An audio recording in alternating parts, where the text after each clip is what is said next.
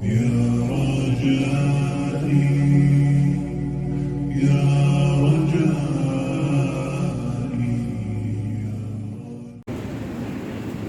أعوذ بالله من الشيطان الرجيم. بسم الله الرحمن الرحيم. إذا وقعت الواقعة ليس لوقعتها كاذبة خافضة رافعة إذا رجت الأرض رجا وبست الجبال بسا فكانت هباء منبثا وكنتم أزواجا ثلاثا فأصحاب الميمنة ما أصحاب الميمنة وأصحاب المشأمة ما أصحاب المشأمة والسابقون السابقون أولئك المقربون في جنات النعيم. صدق الله المولانا العظيم.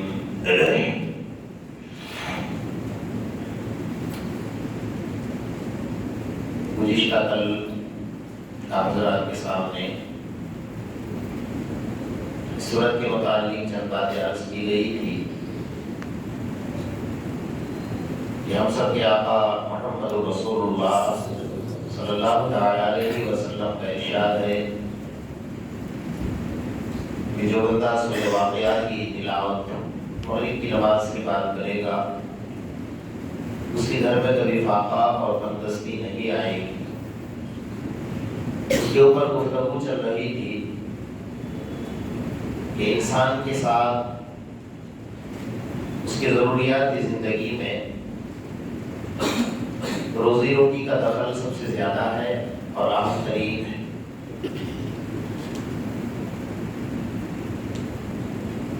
بعض وقت میں ایسا بھی ہوتا ہے کہ انسان کو اللہ تبارک و تعالیٰ جو بہت خوب دے دیتا ہے تو اس کے بعد ایک ساتھ چھین بھی لیا جاتا ہے.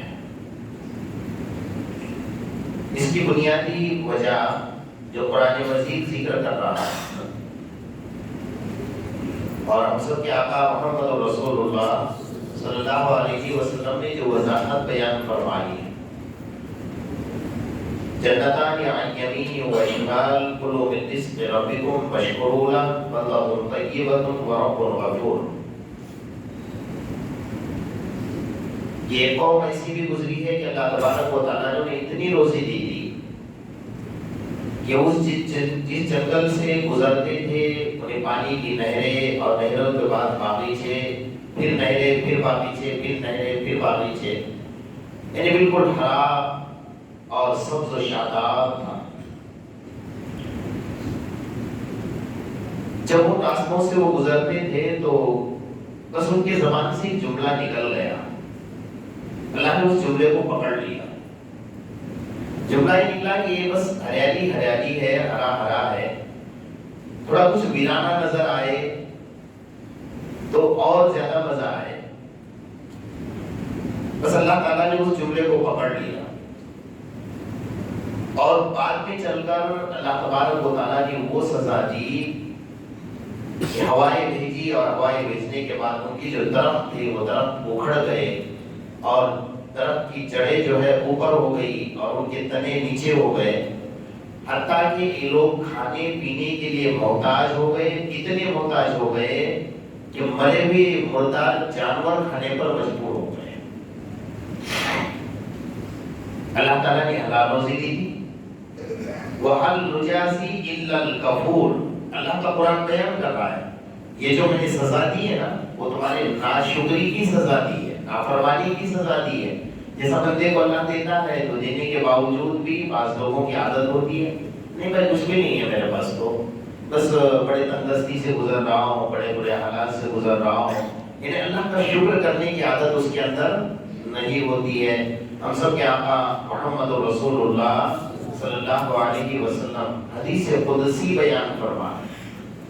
حدیث قدسی کا مطلب یہ ہوتا ہے کہ اللہ تعالیٰ کا فرمان ہوتا ہے زبان سے محمد رسول اللہ صلی اللہ علیہ وسلم کے ادا کیا جاتا ہے، اس کو قرآن کا درجہ نہیں دیا جاتا، اس کو حدیث قدسی کا درجہ۔ اللہ کا فرمان ہے دوسرا، من لم يستسلم بقضائی ومن لم يصبر على بلائی ومن لم يشکر على نعمائی فلیتخذ ربا سوائی۔ بڑی چونکانے والی حدیث ہے یہ۔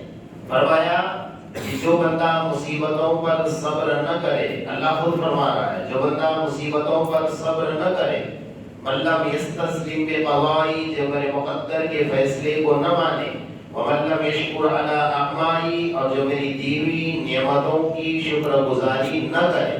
یہ تین چیزیں جس کی زندگی میں ہو نا، مقدر کے فیصلے کو نہ مانے، مصیبتوں پر صبر نہ کرے، دی ہوئی نعمتوں پر شکر ادا نہ کرے، یہ تین چیزیں جو بندے کے اندر ہو، اللہ تعالیٰ اس کو وارننگ دے رہے ہیں۔ کیا فرماتے ہیں؟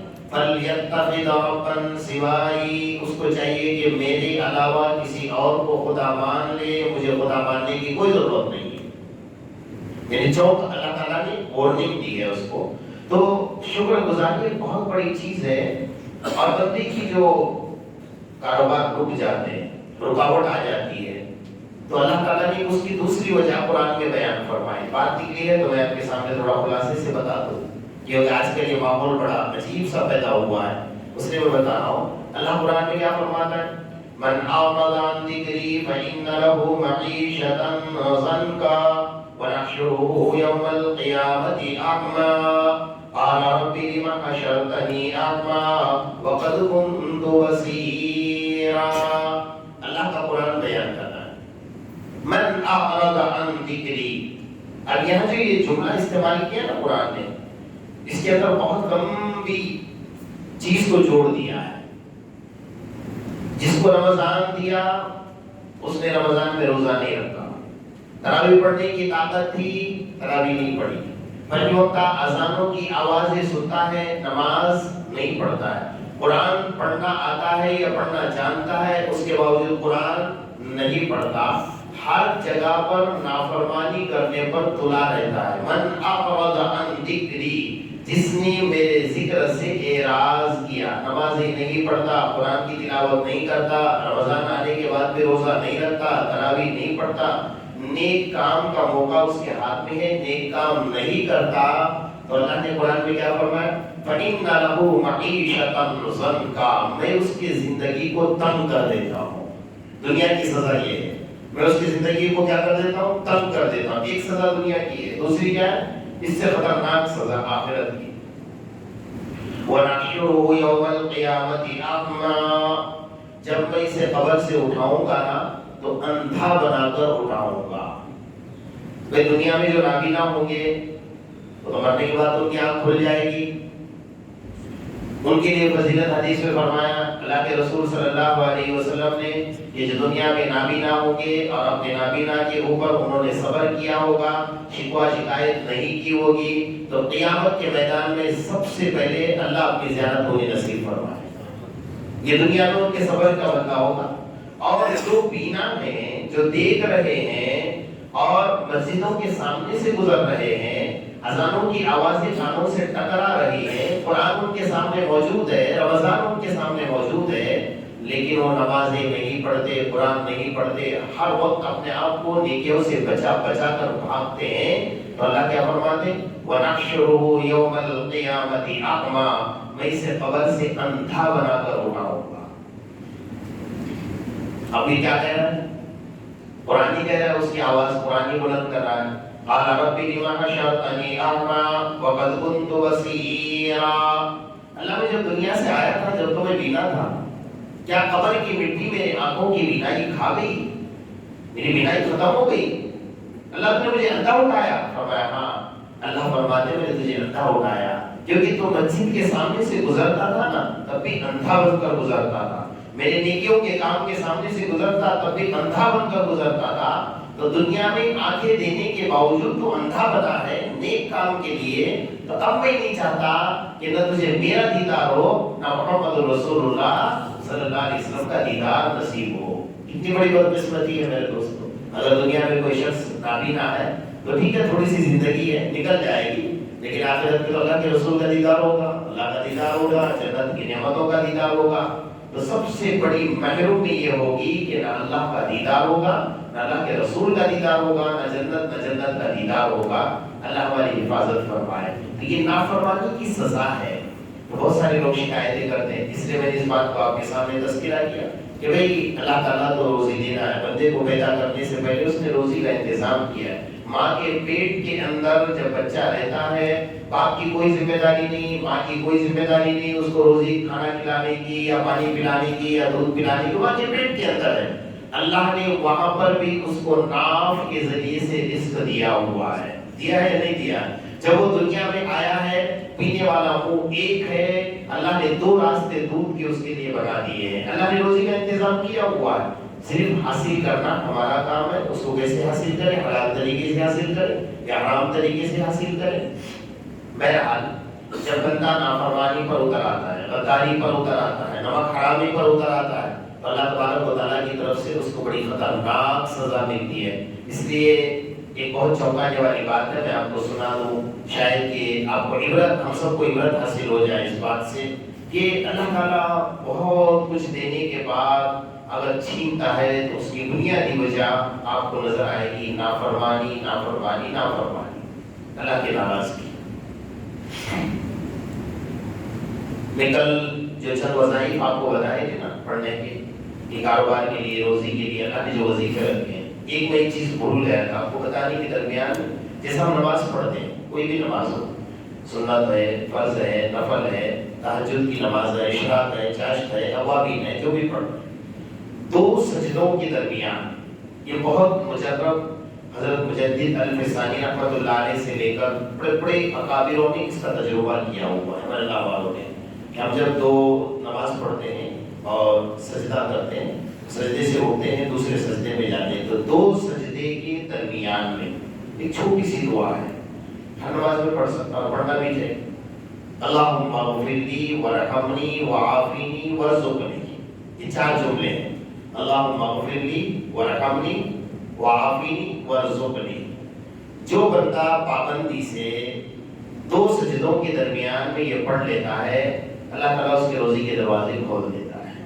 سمجھ رہے نا؟ بہت سارے قتل میں وظائف چھوٹے چھوٹے بتائے تھے آپ کو، ایک چیز رہ گئی تھی درمیان میں آپ کو یہ بتا.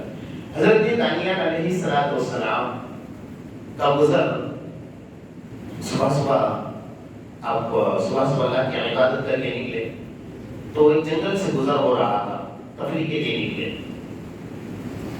تو انہوں نے ایک عجیب سا منظر دیکھا کہ بہت بڑا گنبد بنا ہوا ہے اور ایسا لگ رہا ہے کہ بہت پرانے زمانے کا گنبد ہے جو ویران نظر آ رہا ہے.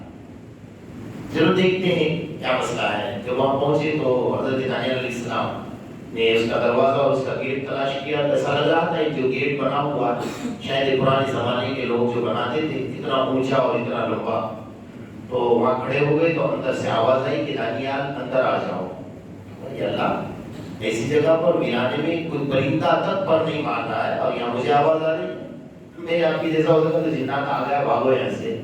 ہم لوگ یہی کہتے ہیں نا، اور کہتے ہیں جنات ہمارے گھر میں گھس گئے. مجھے جنات نہیں گھسے، ہم لوگوں جناتوں کے گھر میں گھسے ہوئے ہیں. بھائی جنات ہمارے گھر میں کیوں گھسیں گے؟ کیونکہ اللہ تعالیٰ نے تو سب سے پہلے فرشتوں کو پیدا کیا، دوسرے نمبر پر جنات کو پیدا کیا، تیسرے نمبر پر انسان کو پیدا کیا ہے. تو ہم سے پہلے تو وہ آئے ہوئے ہیں دنیا میں، وہ ہمارے گھر میں کیوں گھسیں گے؟ ہم ان کے گھر میں گھسے ہوئے ہیں. اچھا، لیکن سب سے بڑی صفت کی بات تو یہ ہے نا کہ جنات اگر گھر میں گھسا ہے تو اللہ کا قرآن پڑھنے سے بھاگ جاتا ہے. اگر آپ کے گھر میں بھاڑوت گھسا ہے تو نکل جائے گا. اللہ کا قرآن اثر کرے گا اس کو؟ نہیں کرے گا. تو جنات خطرناک ہے کہ انسان خطرناک ہے؟ سوچ سکتے ہیں آپ لوگ. اللہ ہماری حفاظت فرمائے. تو حضرت دانیال علیہ السلام کو آواز آئی کہ دانیال اندر آ جاؤ. سوچا اللہ اس ویرانے میں مجھے آواز آ رہی ہے تو اندر چلے گئے. تو پھر آواز آئی کہ آپ کے داہنے جانب یعنی سیدھے جانب سے سیڑھی اوپر چڑھو. سیڑھی سے اوپر چڑھے، ایک منزل، دو منزل، تین منزل، ہر منزل پر آواز آتی گئی اور اوپر چڑھتے گئے. جب تیسرے منزل پر چڑھے تو کہا آپ کے داہنے جانب دیکھو ایک لمبی لاش پڑی ہے، بے گور و کفن، ہڈیاں ہڈیاں. کہ اس کا سیدھا ہاتھ اٹھاؤ، سیدھے ہاتھ کے نیچے ایک تلوار رکھی، اس تلوار کو اٹھاؤ۔ حضرت دانیال علیہ السلام کو آواز آ رہی تھی اللہ کی طرف سے، ہاتف غیبی کی آواز، تو انہوں نے جیسا جیسا بتایا ایسا کیا۔ جب اس کا سیدھا ہاتھ کوئی انسان کو دیکھا، حضرت دانیال علیہ السلام کا دور بھی کافی پرانا دور ہے، تو انہوں نے کہا کہ ہم سے بھی پہلے بہت پرانا انسان ہے جو اتنی لمبی لاش اس کی پڑی ہوئی ہے۔ تو سیدھا ہاتھ جب اٹھایا تو اس کے نیچے ایک تلوار لمبی تھی، اس تلوار کے اوپر ایک مضمون لکھا تھا۔ دائیں مضمون پڑھ لو، میں اصل مضمون آپ کو سنانا چاہ رہا ہوں۔ مضمون اس تلوار پر یہ مضمون لکھا تھا، اس کو آپ دھیان سے سن لینا، کہ میں اپنے وقت کا بادشاہ تھا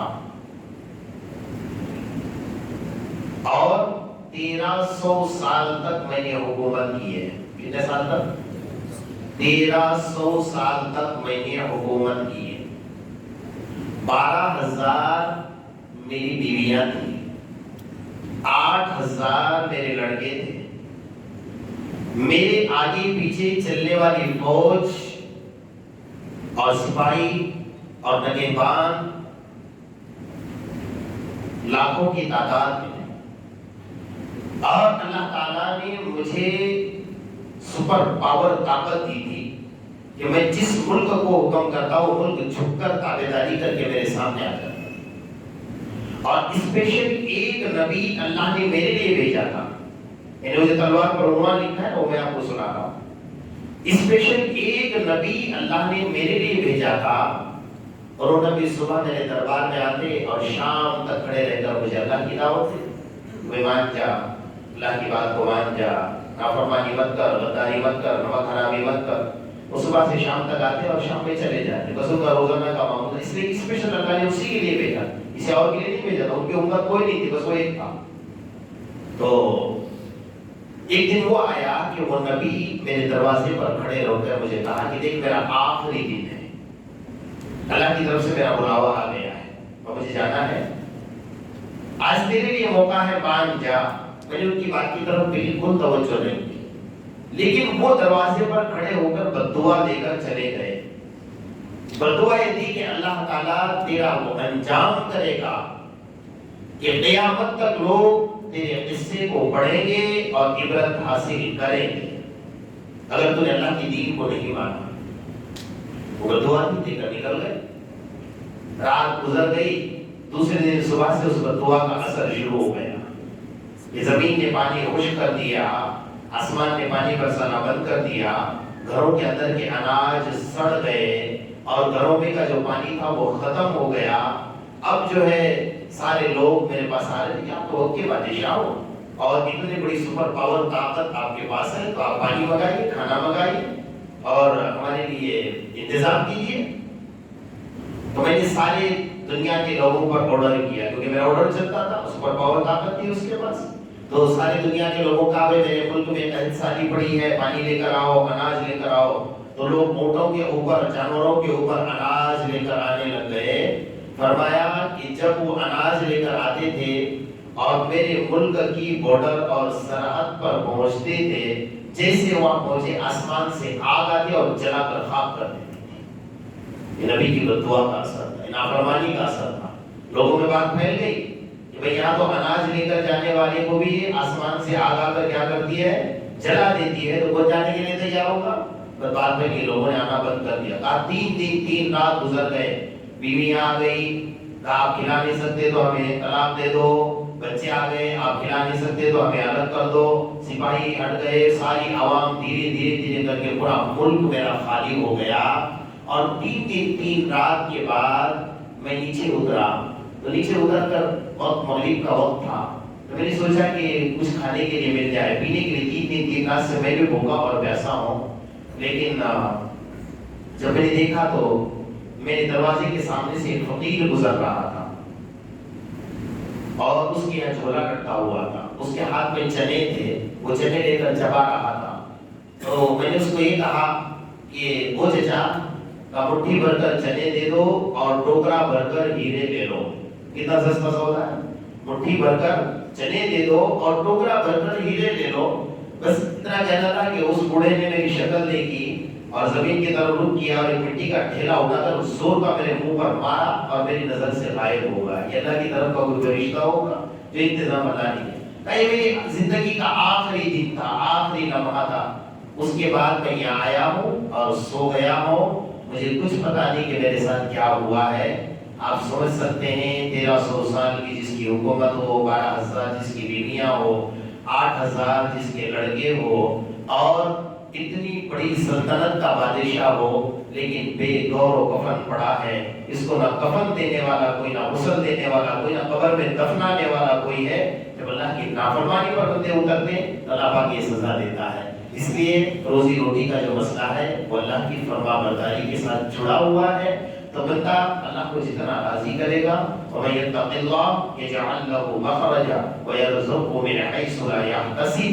اللہ تعالیٰ نے وعدہ کیا ہوا ہے, حسبی اللہ لا الہ الا هو علیہ توکلت وهو رب العرش العظیم. اللہ تعالیٰ اپنے نافرمانی سے ہم سب کی حفاظت فرمائے.